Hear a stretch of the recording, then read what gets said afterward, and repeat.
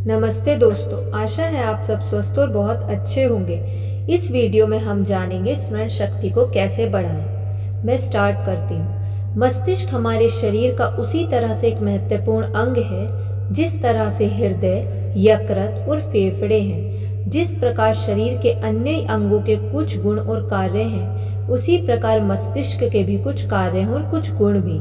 मस्तिष्क के मुख्य कार्य क्या हैं, यह हम जानते हैं। इन्हीं कार्यों में से अपने एक कार्य स्मरण दिलाने के रूप में पढ़ा है। वस्तुतः स्मरण दिलाना और उसे स्मृति में रखना मस्तिष्क के कार्य तो हैं, लेकिन उससे भी कहीं अधिक वह उसका गुण है। गुण इस मायने में यह है, ऐसा भाव है, एक ऐसा तत्व है जिसे आपको हासिल करना पड़ता है। यह जन्मजात नहीं होता। आपने मानसिक रूप से कमजोर बच्चे देखे होंगे जिन्हें हम मंदबुद्धि कहते हैं।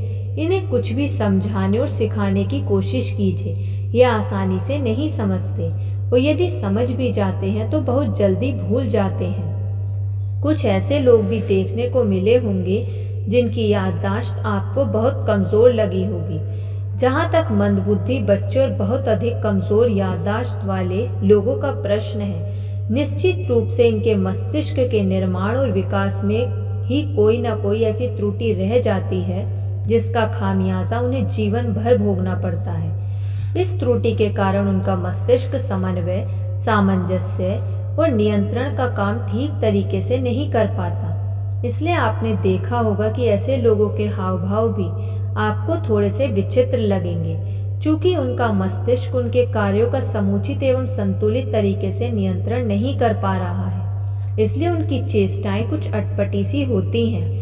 यह सब मस्तिष्क के निर्माण और उसके विकास की कमी के कारण होता है। अधिकांश वैज्ञानिक एवं मनोवैज्ञानिक स्मृति को एक प्रकार का गुण ही मानते हैं, बशर्ते कि किसी में कोई विलक्षण क्षमता ना हो। इतिहास ऐसे विलक्षण मस्तिष्क एवं स्मरण शक्ति वाले लोगों का प्रमाण प्रस्तुत करता है। प्राचीन ग्रंथों में राजा भोज के दरबार में रहने वाले एक श्रुतिधर नाम के दरबारी का वर्णन मिलता है। उनकी स्मृति इतनी विलक्षण थी कि वे एक घड़ी यानी कि 24 मिनट तक सुने जाने वाले किसी भी प्रसंग के अंश को ज्यों का त्यों सुना सकते थे।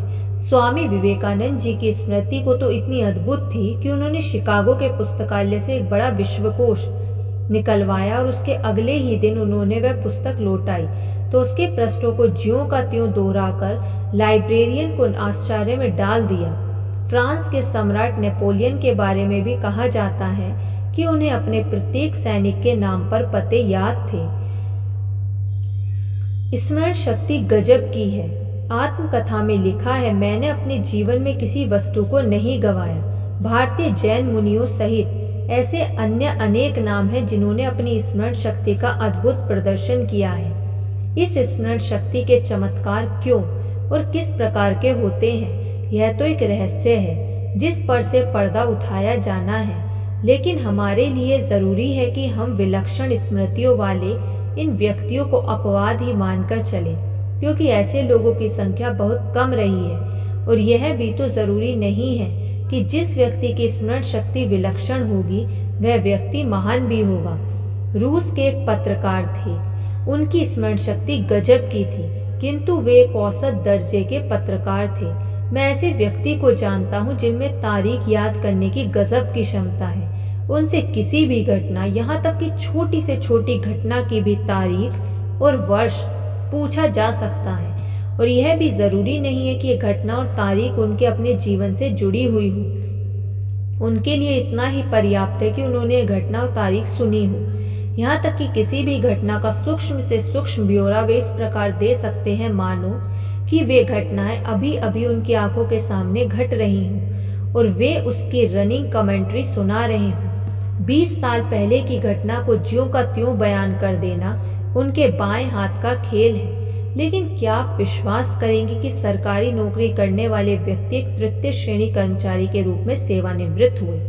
मेरे इस प्रसंग के उल्लेख करने का अर्थ केवल यह बताना है कि आपको यदि किसी व्यक्ति की अद्भुत स्मरण शक्ति के बारे में कुछ सुनने को मिलता है तो आप उससे आतंकित ना हो। यह जरूरी नहीं कि उसकी सफलता भी उतनी ही अद्भुत होगी। अधिकांश मामलों में हमें यह जानकर चलना चाहिए कि मस्तिष्क जन्मजात होता है किंतु ज्ञान अर्जित किया जाता है। ठीक इसी प्रकार अर्जित ज्ञान को मस्तिष्क में बनाए रखने के लिए साधना करनी पड़ती है। अप्रत्यक्ष रूप से स्मृति भी एक अर्जित किया गया गुण है, ना कि जन्मजात गुण। ज्ञान और स्मृति के सही सामंजस्य से ही जीवन में सफलता प्राप्त होती है। जहाँ तक इसके जैविक स्वरूप का प्रश्न है, यह आपको पहले ही बताया जा चुका है कि हमारा मस्तिष्क खरबों तंत्रिकाओं कोशिकाओं से बना हुआ है, जिन्हें न्यूरॉन्स कहते हैं। स्मृति इन्हीं न्यूरॉन्स में संरक्षित रहती है। दूसरी बात यह है कि हमारे मस्तिष्क में साइनेप्स की संख्याएं जितनी अधिक होंगी, वह उतनी ही अधिक मात्रा में सूचनाएं ग्रहण कर सकेगा।